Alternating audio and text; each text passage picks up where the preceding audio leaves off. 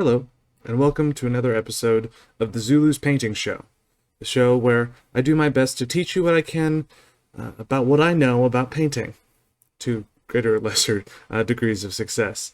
You'll get to come along with me on a fascinating journey as I discover how OBS works and how painting works.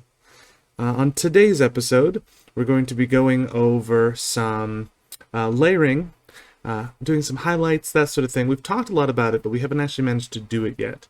We'll be doing this on a sci-fi model, more specifically, and I always get this name wrong, Grendel? Yes, Grendel, from the Clan Invasion box set that was recently put out by Catalyst Games.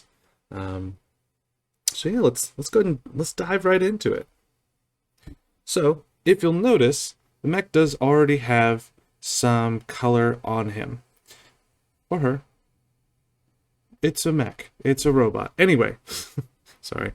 So we've already got some paint on here, and we've done a couple things to achieve this level of paint.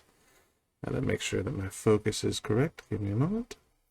There we go. Bring that focus in a little bit more so you can really see the details. So, we've got three primary colors on here. We've got that delightful teal, we've got the purple, and then of course we've got some metallic areas. Now to achieve this, what I started with was a zenithal priming. So I hit the whole thing with a black primer. I then, from the sort of top, sprayed down with a white primer. And then on a couple areas that that white primer missed, I did some dry brushing with the white. An example of this is this guy. Oh boy, that's real washed out. Like I said, we're learning along as we're doing. So if you'll notice, there's there's sort of texture. There's different levels of light and dark on here. That's all been achieved with the paint scheme. Yes, there are some shadows on here, but primarily the difference between the light parts and the dark parts are achieved with paint. Now you do that because a lot of times you won't be able to achieve the same amount of shadows on this scale as you would if this was a full-size, well, I mean, just full-size snail. I guess this is technically the size that a snail would normally be, but this guy is significantly bigger. Now, this will get you to the black and white, but how did we get to that teal color? And that's an excellent question. Hypothetical person that has asked the very appropriate question. So what we did for the teal is we used this guy. I guess it's more of a turquoise. This is a contrast paint. We've done a couple episodes on contrast paints, on how to achieve different things with them. Specifically, these guys here. We used contrast paints there we go, for their green and brown.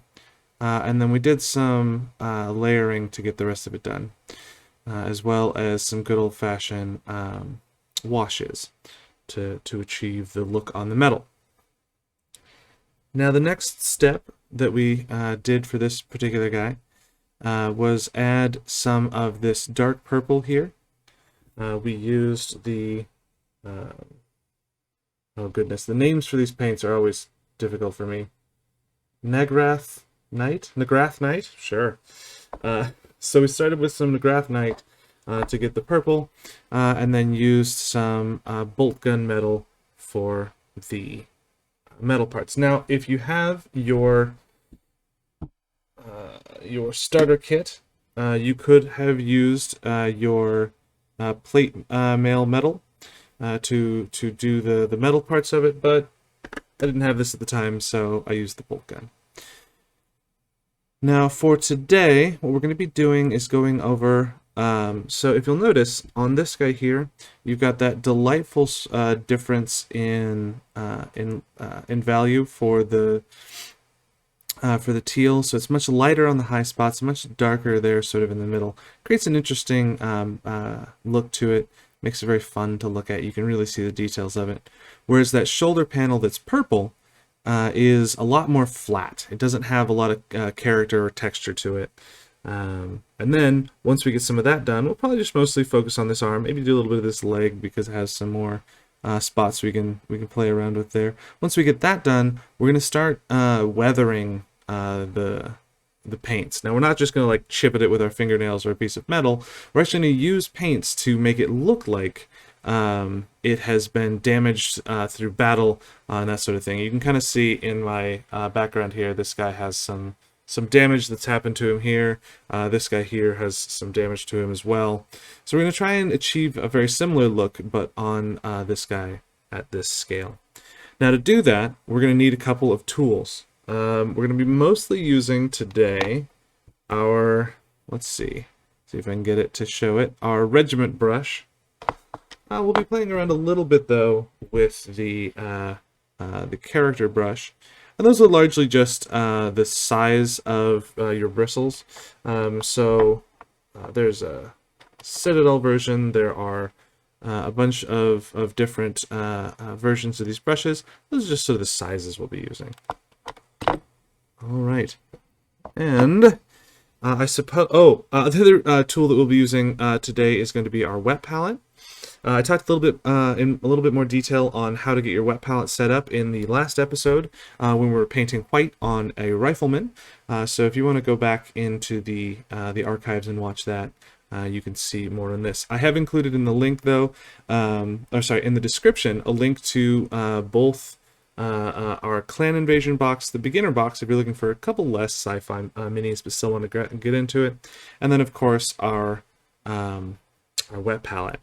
This guy will be coming soon, but there were some technical difficulties. So for now, if you want to come into the store to purchase this, you can, but it is not yet online. So that'll be soon.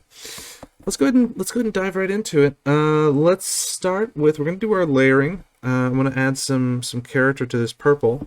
So we're going to start with our regiment brush, because I like to start with a big brush. Now, these pots are a little different to get the paint out. These guys are nice because you can just glop it right onto your wet palette. These guys, you got to get it out of the pot somehow. And I'm going to tell you, trying to pour it out is a terrible plan. So we're grabbing our Gene Stealer purple, and we're going to get some. Do we want to start with a Gene Stealer, or do we want to start with a Sutley? Sorry, like I said, you get to learn along with me. Ooh, you know what we're actually going to do? Don't worry about that. We're actually going to go ahead and start with our oh goodness, Xerius? Sure, our Xerius purple, because as you'll notice, it is a slightly darker purple, but it's not quite as dark, oh gosh, as our one that we started with. Now, unfortunately on my camera right now, this looks more blue than purple, but it is purple. You'll have to take my word for it. So as always, give your paint a good shake, and then we're going to get some paint out of the pot. You can definitely take the front of your brush and grab it out, but I don't want to fill up my my brush with paint. I'm actually going to use the back of my brush to grab a little bit of that paint. We're just going to get it onto our palette. Now, the principle of layering works no matter what colors you're using. So, if you just have your starter set from Army Painter, you can still use the same principle, but with a little use of some other colors. And I think next session what we're going to be probably doing is going over this same principle, but with the Army Painter stuff. And actually, I'm thinking that this guy needs to get some paint on him. So we're going to be going over layering with our Army Painter paints to get him sort of taken care of. All right. So go ahead. One of the things I really like about the wet palette is you don't really have to worry as much about thinning your paints because there's already water on the palette. But you got to make sure that it's the right consistency. So we've got a little bit of paint on our brush, and as you can see a little bit of that white through the paint. And that's kind of what you want, because what we're going to be doing is letting the paint from underneath sort of show through.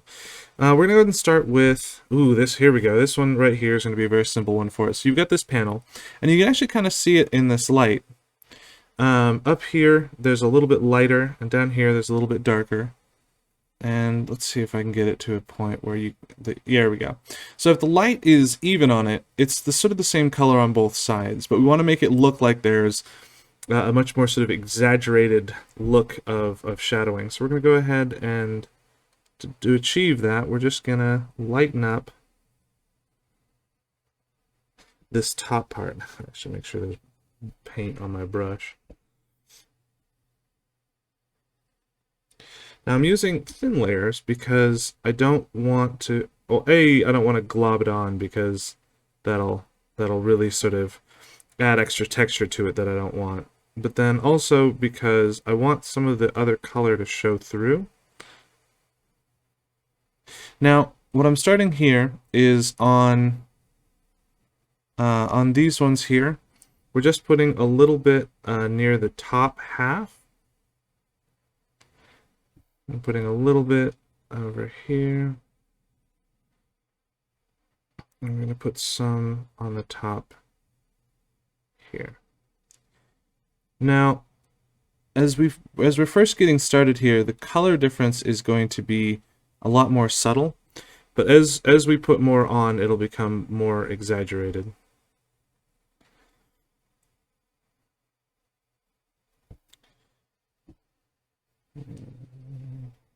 We don't want to have our brush be too loaded, but we also don't want to not have paint on our brush.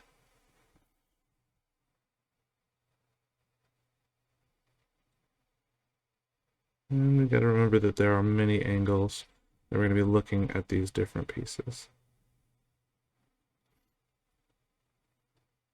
And just like we did with the white,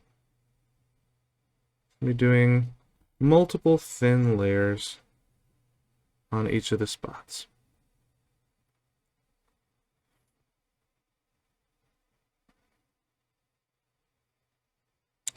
I'm even going to put a little bit down here onto the bottom of it. We're going to get the top part here is going to be completely covered, but this bottom part we're going to put just a little bit on. And I'm going to be honest, it is having a rough time reading on the camera. Well, that's a shame. We're learning as we go. We'll probably only do a little bit of this then, and then we'll jump into doing the weathering and damaging, because that's a little easier to see. Alright. And again, you can, if you're doing your layers thin enough, the difference between one layer and two layers is going to be noticeable. And of course your 3 and 4 make it even more noticeable.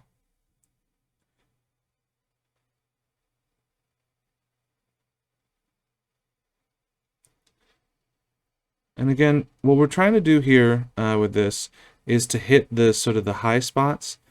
We're trying to find the parts on the model that would be getting more light than others. It's going to kind of create that illusion of depth. All right. So we've got our first layer. It's having a hard time. Oh, you can kind of see it there, especially up on this top shoulder. You can see that on the top, it's much lighter than here on the bottom. And it might be, I'm looking at what you see on Facebook, and it's a little bit closer, so we'll come back to that. Because we've got our first layer on, let's go ahead and exaggerate it a little bit more. You gotta start subtle so that as you exaggerate it, it becomes more prominent. Now for that, we're gonna take just a little bit of our paint here and kind of set it to the side.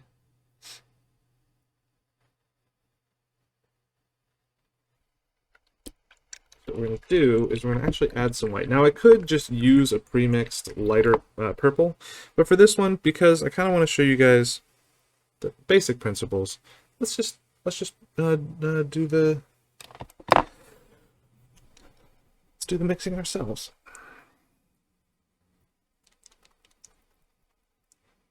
The nice thing about using the sort of pre-mixed paints is that you're going to always get a consistent color. If you had measuring, that would probably help a lot too, but I don't have any measuring devices, so I just kind of got to eyeball it.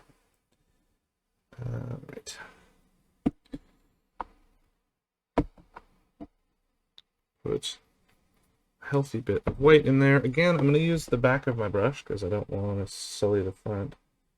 I'm just going to mix this up.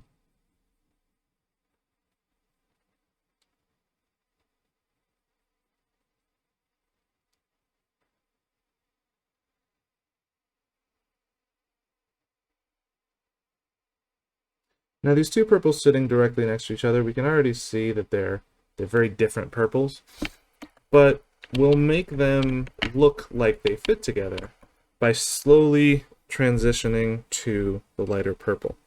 And to do that, what we're going to do is start with, again, a very thin layer of that purple so that the other purple can kind of be seen through it.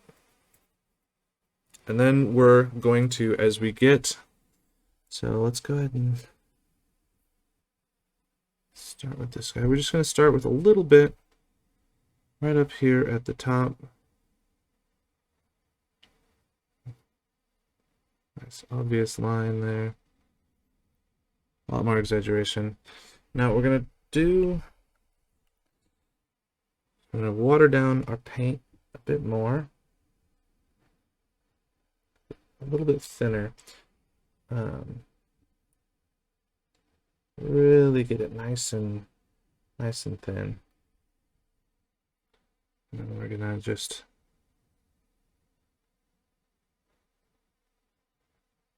slowly bring it down.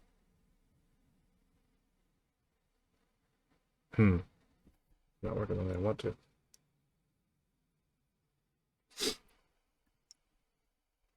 Might have put a little bit too much white in my paint. So, a couple things we need to do. Firstly, my brush is far too big. Secondly, my color is far too light. So let's go ahead and fix that. Grab a little bit more of that purple. Darken it out. Sure.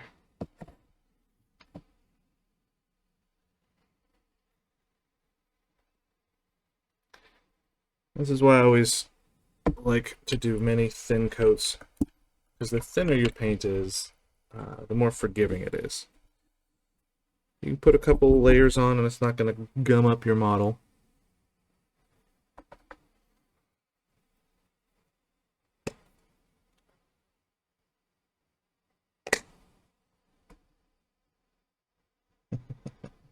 I'm just making a mess over here.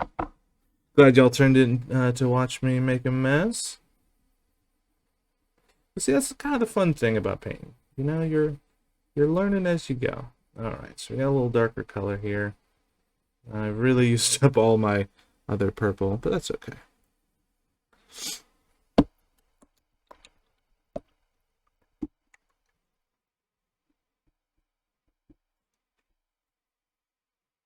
Alright. So let's go ahead and grab some of this new purple we've got. Get a slightly smaller brush, so we're going to be able to make a little bit more detailed lines. I'm going to try and just do that transition there. Oh, see, there we go.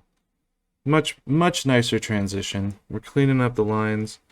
The difficulty we're running into is we don't want to make that line too sort of too obvious. We want to try and do sort of subtle transitions. So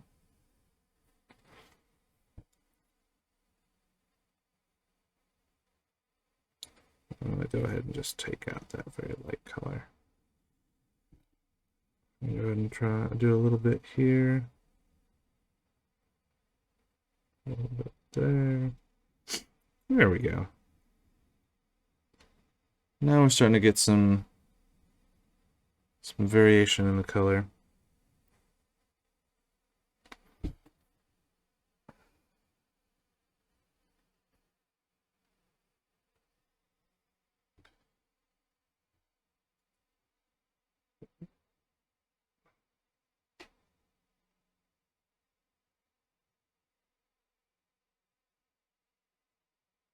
Now, doing round parts like these ones here are always very sort of interesting.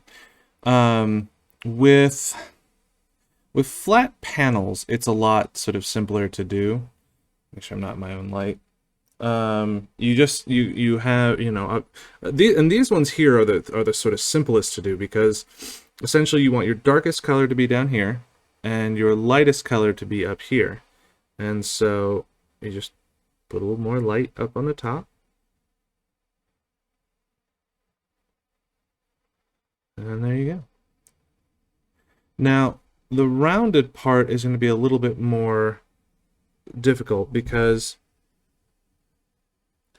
you don't have those sort of straight surfaces you can follow.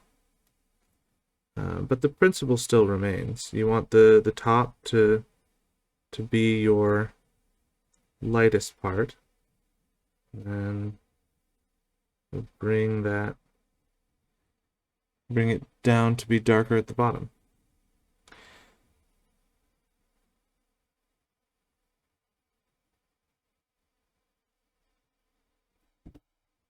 Yeah.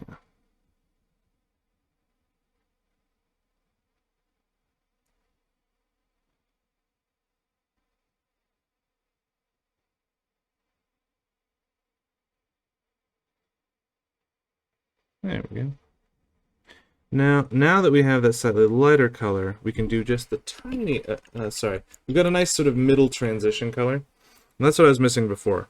I went basically from very dark to very light, and there wasn't a sort of a color in the middle.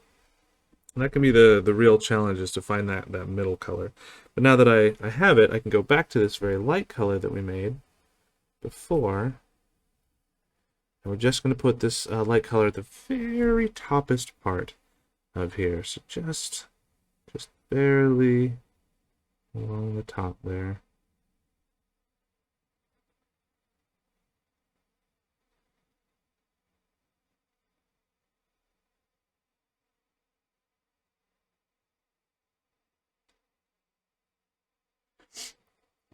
And one of the things that you'll run into on occasion is when you've got your models on the table,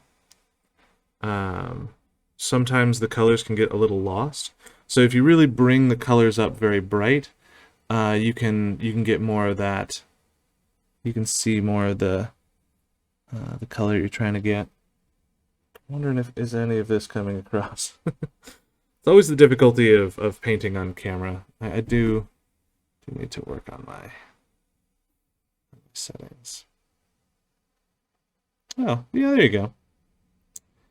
So yeah, you can see our variation. We're going from that sort of light purple here on the top down to a much darker purple here on the bottom. So we've really managed to create a nice sort of illusion there. And yeah, I think that arm is pretty good. What I'm going to do, just to add a little bit more interest to it, add a little bit of those highlights, but with our shiny metal. I have a particularly shiny metal, this Storm Host Silver. I'm going to use that to do basically what we just did. Sorry, don't forget to shake your paints. No, actually, we're coming back to the metallics later. We're not focusing on metallics. Sorry, we're playing around with our colors. So we've got this nice paint job. We've got lights and darks of all of our sort of primary colors, and that's very nice. But now we got to put some battle damage on it. So there's a couple different ways to do your battle damage, but the easiest way to do it that I've been really enjoying recently is when paint is sort of damaged, when you get sort of chips or cuts or things, you'll first see the primer underneath it, and it'll also lighten up the paint, and then underneath that you'll see the sort of raw metal. Now, your tendency would be to want to go ahead and throw your metallics on there, but metallics on occasion can get almost a little bit too shiny, and it can begin to reflect the colors around it. So what we're going to want to do for that is we're going to use a little bit of white to create our initial scratches, to show that kind of primer underneath and the damaged paint. And then what we're going to do is we're going to come in with a dark gray. We'll mix a little bit of white with our black. And then with our dark gray, we'll put that underneath it to show the exposed metal underneath. Now, if you're playing, especially with sci-fi models, if you're playing around with other materials, you might have a different color that you're showing underneath. But for now, we're just going to have it look like metal. And it does almost feel ashamed to take this beautiful paint job and sort of make a mess of it, but in the end, you can do some really fun stuff. Alright, so we're putting a dollop of white on the old wet palette. And then we're just gonna dive right into it. So with this damage, you've got to try and think of where would this mech get hit by things. And the easiest place is anywhere that kind of sticks out. So for this guy, I'm looking at that beautiful. Oh, let me get you back in focus. I'm looking at that beautiful little sort of chunk that we were just working on. I think something scraping along the top of it would make a lot of sense. So we're just gonna go ahead and do that there. And what's fun is with this, we're going to also be sort of emphasizing the different parts of the model. I got a little bit more paint on there than I wanted. It's okay. So generally the sort of the high spots are going to be the spots that are going to get the most wear. So it's kind of following the similar principle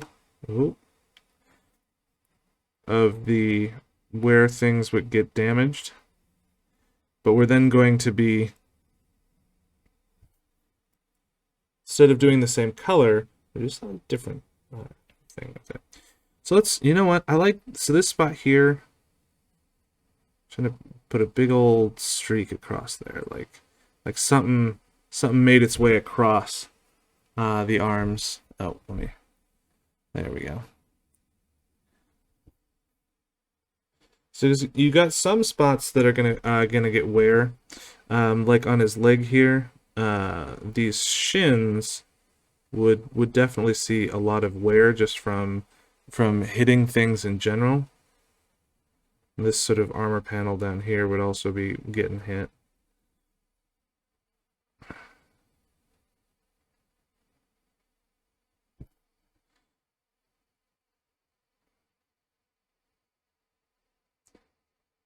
And so this first layer is going to be a little bit more messy, because you're getting kind of the base stuff in, the kind of the starting locations of where has been damaged. And if you wanted to do essentially the same sort of color as like a lighter version of the paint that you're already using, that could also definitely work.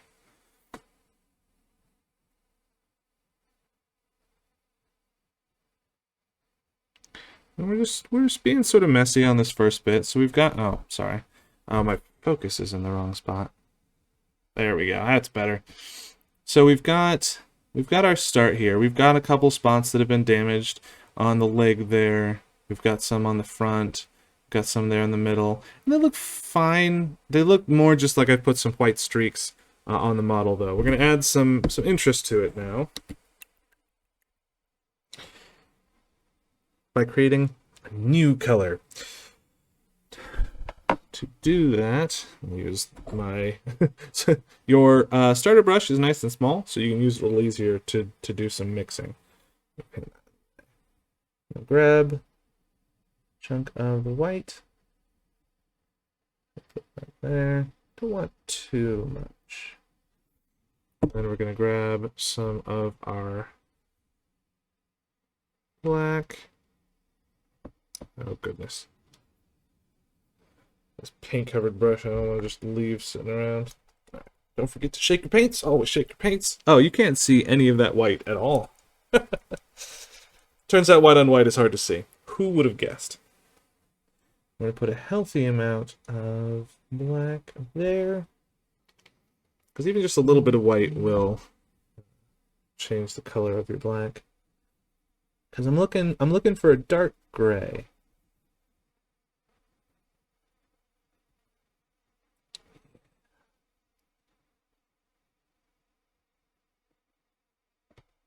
And if you had a dark gray in your paints, this would be the perfect time to use it.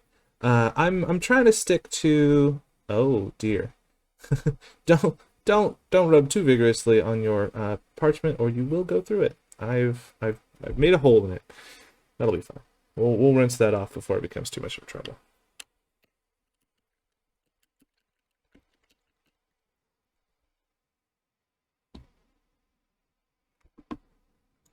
All right, so we've got our gray, and now we can play around with this. So we've got our white streaks here. Now, this is where it gets a little bit more tricky. In the center of those white streaks, we're going to put our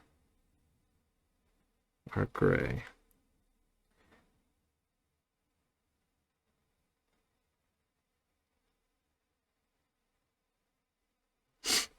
Now it's starting to look like, oh, there we go. There's our focus.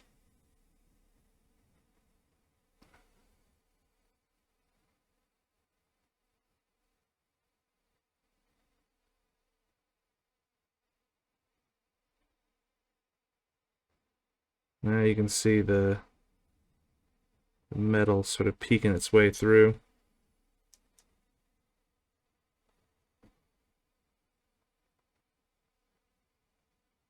And again, for these corners, you can just use the side of your brush to really just get in there.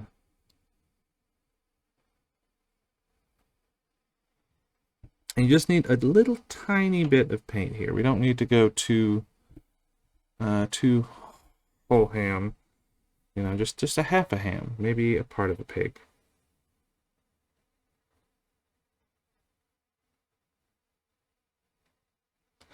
And the idea behind these is this is where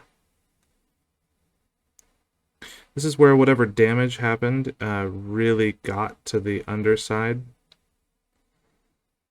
So you can kind of see in there, I've tried to just get the center. What's nice though is if this was real sort of damage to the paint, it wouldn't, like, it is a very irregular sort of thing. So you take solace in knowing that it wouldn't be exactly perfect.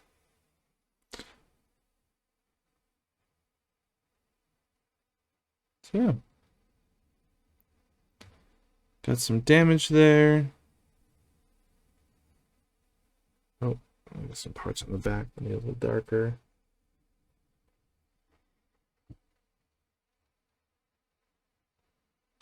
And really, you can use this principle on anything that would have sort of painted metal. You can kind of play around with that damage there, because it does look a lot like the paint has been sort of chipped and broken off. So I've been really enjoying playing around with those as of late. And you can take some of the panels and let that sort of be their accent color. As of late, I've been experimenting with painting, having things have black paint on them. Black is a very difficult color for me to paint, just because you've got you can't do a wash on it, and layering essentially any color will make it look like it's a very dark version of whatever color you've layered on. So it's an interesting one. I've been playing around with letting this sort of this damage and wear be the highlights for the black. Now, for a couple of these, I think this one's a great example. We've got a couple areas where it's mostly that sort of dark color, and I want to bring that sort of white chipped primer below the damage back. And it's as simple as just going back to your white. I'm just make sure I don't have too loaded of a brush, because I don't want to. And remember, if you spin your brush on your palette, it'll get it a nice sharp tip. So let's see.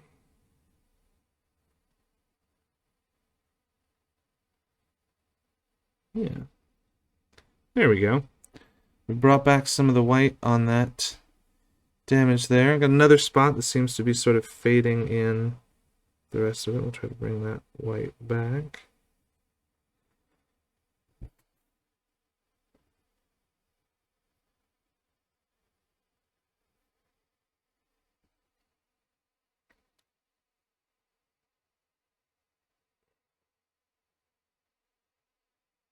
Yeah. And what's nice is you can just kind of do your back and forth and because once you've already got your layers on, once you've got your colors going, then it's more just a question of feel. You know, what kind of feels right to you? What do you think adds more character to the model? And if you think to yourself, I don't really like what that does there, so let's get an example of that. So I've got, let's go ahead and do just a big old streak through here. And I think to myself, I don't need that. I don't need that there. Actually, now that I'm looking at it though, I'm kind of okay with that. Tried to make an example of something I didn't like, and I made something I liked. Let's just go ahead and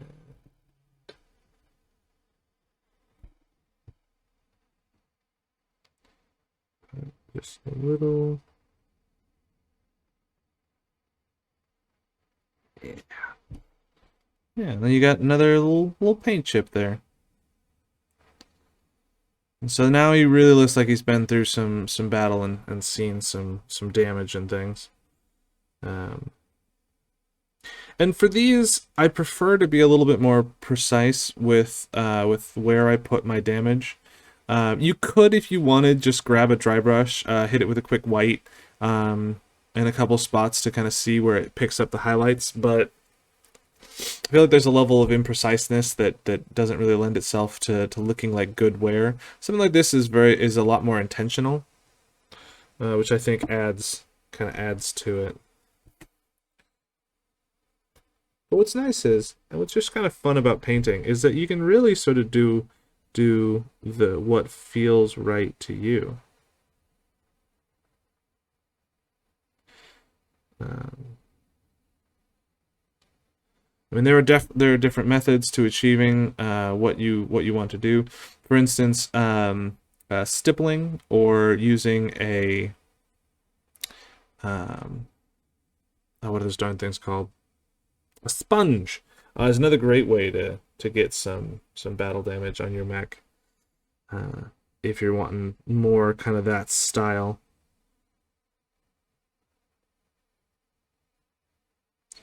But for these, I like the kind of more intentional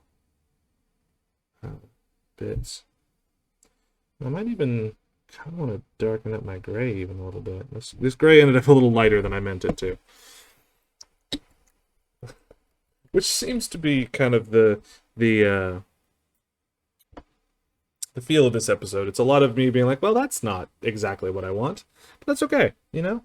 We're here, we're having fun, we're painting. As long as you're doing your thin coats, you can always go back over it and fix some stuff. Um, make it actually look like what you want it to. I gotta be careful that I don't go back through the through my wet palette. That's, I think, one of the reasons I really like the wet palette is I can keep coming back to my colors, and I don't have to worry about them drying out on me. Big fan of a wet palette. There we go. That's a little bit darker. A little bit more what I'm looking for. And the reason I want that darker color is just because I want there to be a little bit more contrast. If you had, like, if I was doing, say, the metal on the white mechs that I had been working on before, I might not want as dark of a color because, you know, it's already very light, so it'll really stand out. Whereas with this guy being as sort of dark as it is, if I want the dark colors to look darker, I've really got to commit to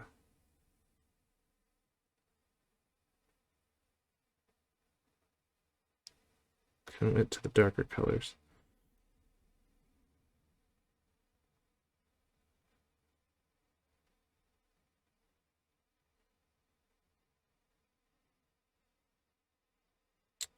Yeah. Yeah, I think that darker kind of works better.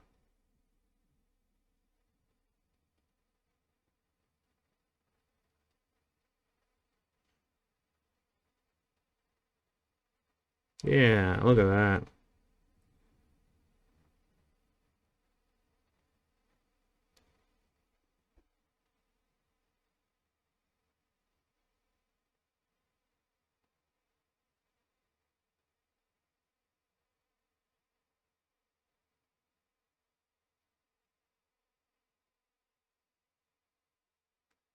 Perfect. See? There we go.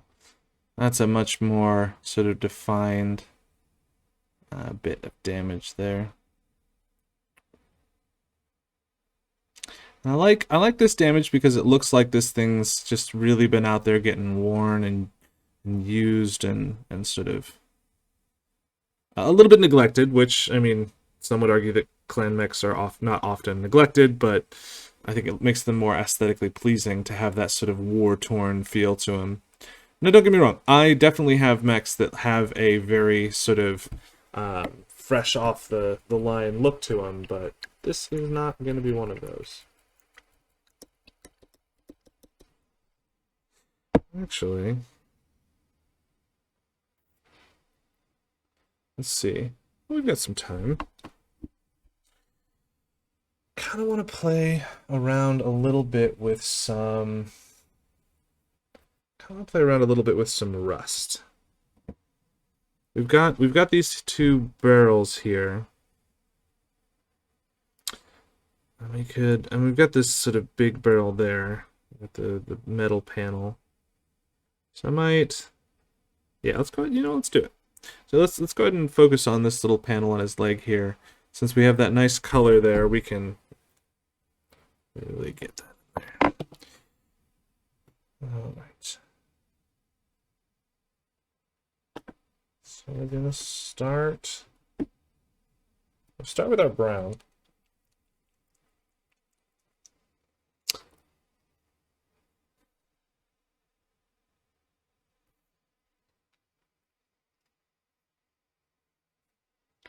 So this will be sort of the runoff and the goop that's come out of it. Don't want it to be that. You know what? We're gonna put a little dollop of red into it. Oh, okay. Always shake your paints. Always shake your paints. Oh, and of course I'm mixing this color just out of your line of sight. That's helpful.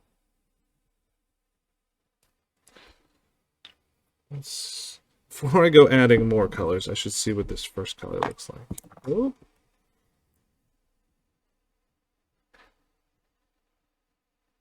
No. Might be a good starting point.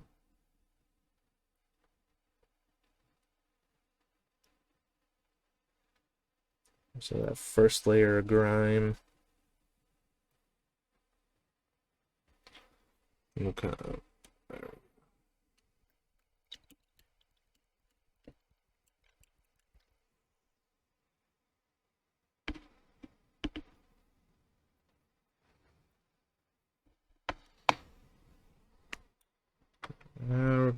We're gonna keep using, because I want to really have control. I'm going to continue with my character brush.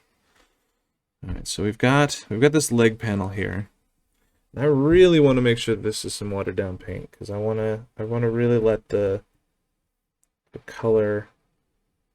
I want it to look like it's sort of semi-translucent things that are getting on it anyway. So I don't want to.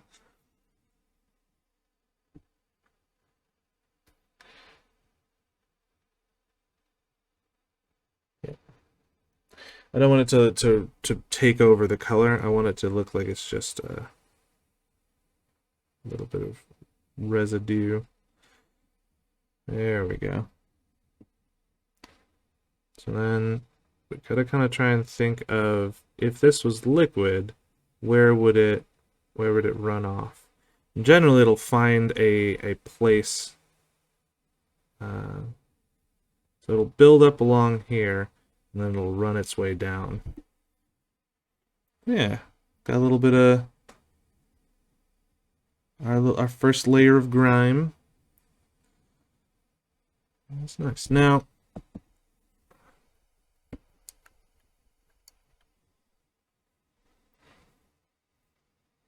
for this next layer, we're gonna add a little bit of color to it. I'm just playing around. We're just trying out different colors. We're seeing how we like it, seeing where it goes. Yeah, we'll dollop a yellow, and I want to keep a little bit of my brown here, so I'm just gonna mix up this down here and get that nice rusty orange.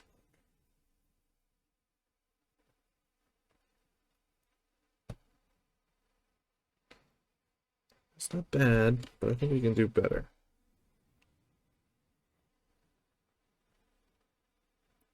Orange is red and yellow, right? My understanding of paint would and colors would probably help me do this whole process much simpler. There we go. Now we're starting to get a color. As orange as I'd like, but that was a good color. Also, I seem to have gotten a little more water onto this than I'd like. That's okay. So thin paint is what we're looking for, but I have overly saturated my... That's okay.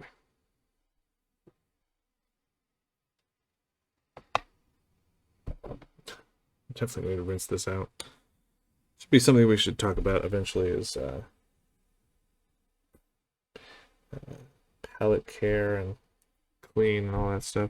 All right, so much like what we've been doing with highlighting and things, we're going to take and just put a little bit.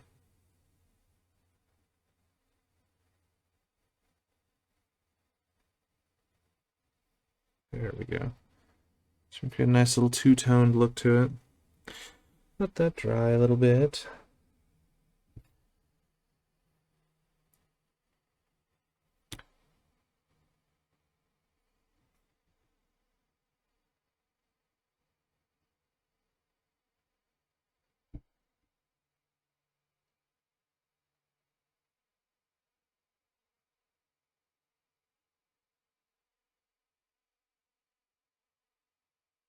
Yeah.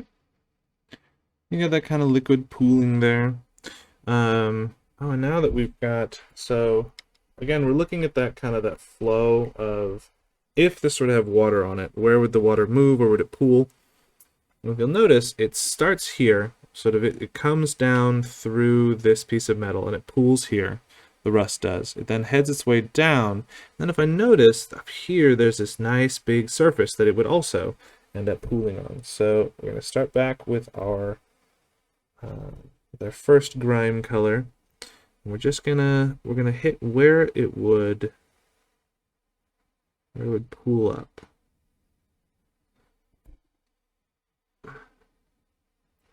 And then we've got this nice big surface here.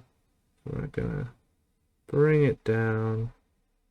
Because again, it's that flow of liquids. The idea is there's liquid that's been on this and it's causing this rust. So we've got our rust there. We've got our dark color to kind of set up the first bit. Now, if you're watching me sort of drag my brush along the palette, what I'm trying to do is make sure that I have the right amount of paint on my brush. I don't really want to go, I don't want to have too much on it, so I go ahead and just pull it off onto the wet palette to clean it up there.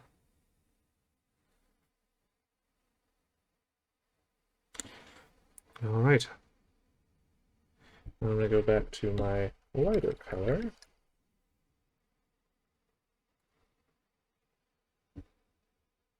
It has spread out,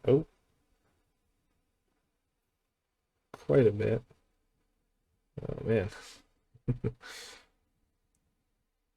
I'm going to put just a little bit on the top there.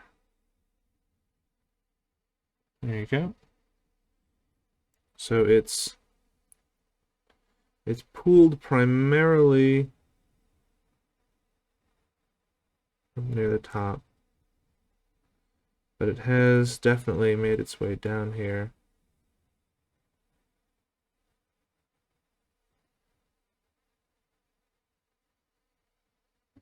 Yeah. So we've got some wear here. Now, obviously, this wear would be much newer wear than this sort of rusting because the exposed metal is the thing that would start rusting. Oh, let me actually put you in the middle of the camera here. Sorry about that. So yeah, you got a couple different wear patterns here, which is a lot of fun. You've got your purple, which is you've got some lightning there. Lightening, not lightning. Yeah, that's kind of our principles. So I think what we're gonna do for the last couple minutes is I'm just gonna add some more purple on here. This guy's looking pretty good. Because the difficulty is I need to now finish him. A handful of these projects, as you can see from these guys over here, have gotten most of the way done, and then have sort of been left by the wayside because I have so many things to paint. But that's okay. I realize that this show is more about showing you guys fun new techniques than it is me getting projects finished, because I can do that on my own time. This is for learning. So if there's anything that you guys are interested in learning about specifically, if this is something that you find enjoyable, share it with a friend. Let somebody know. Be like, hey, there's this guy on the internet who paints miniatures. And they would ask, oh, you mean this guy? I'm like, no, it's this new guy. It's doing some painting.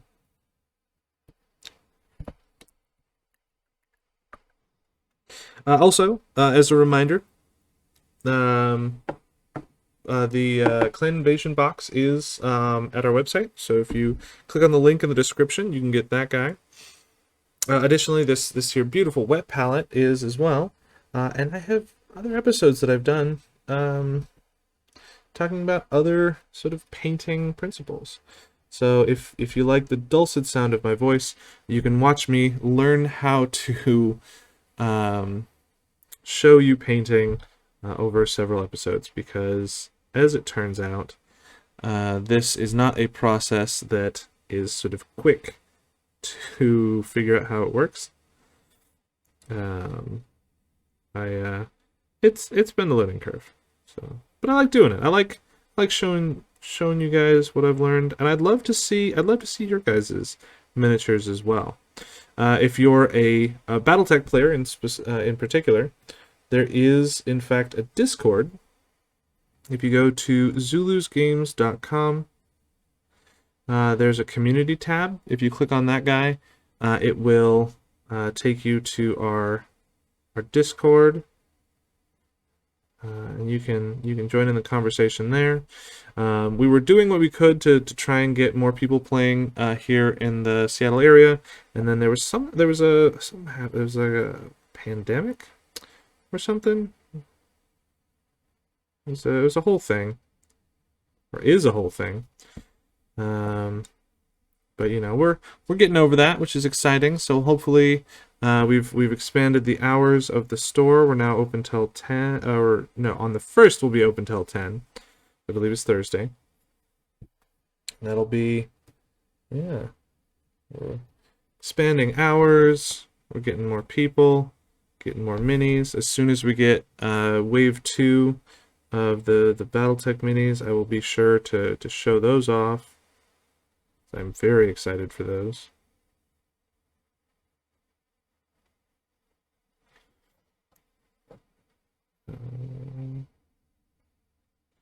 Ooh. So I've seen some different techniques, because they've got this heat vent here. I've seen some different techniques for like glowing metal. I've also been trying to make it look like sort of soot and ash has been coming out of vents like that. Still working on the technique. I think the more I do it, the better it'll look. But yeah. Thank you, of course, for watching. And yeah, just gonna keep working on this guy, I guess. Oh, for those of you who don't know why I picked this particular color scheme, this is one of the Cloud Cobra, Clan Cloud Cobra color schemes. One of the other color schemes that I paint, the primary one that I paint is Comstar, which are just white. And so I decided for my clan mechs, I wanted to make it just, actually interesting and fun to paint. So I found the most sort of ostentatious color scheme I could. I thought to myself, yes, those will be my guys and gals. So I've been having fun. I haven't really gotten around to doing much of them. This is so far. You can see the length and breadth of my clan invasion box painting right here. I had a lot of other stuff on my back catalog that I was trying to catch up on before I got to that. So yeah, it's kind of where it is.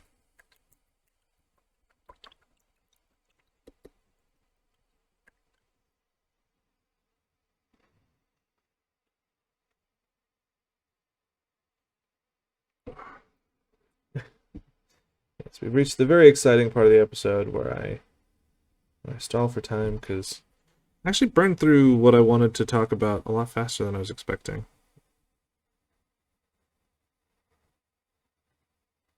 It's not an unusual thing for me.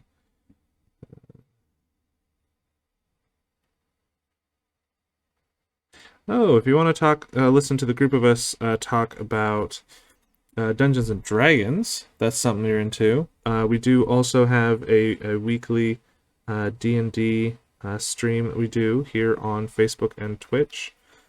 I think this I know this most recent episode we were talking about magic in the D&D system, so, and all this sort of fun that comes along with that.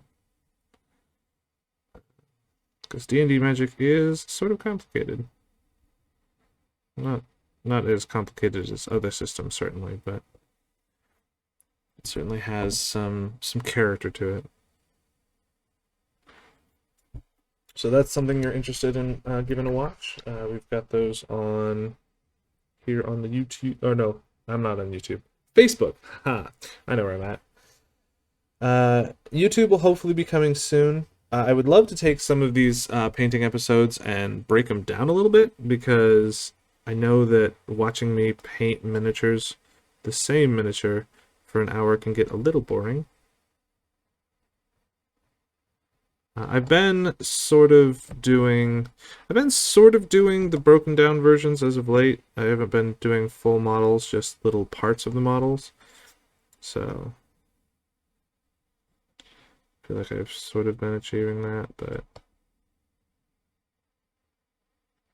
the process of doing the whole model reveals other sort of things that I think is good to talk about.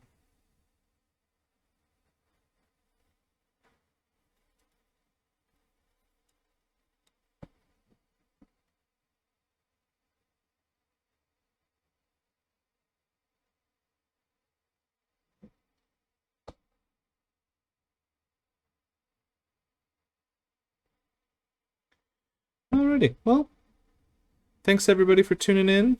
Thanks for having a gander as I dirty up this beautiful paint job with chips and yes, with chips. I'm eating chips. No, paint chips. Here, we'll bring in the focus a little bit. See how close we can get. There it is.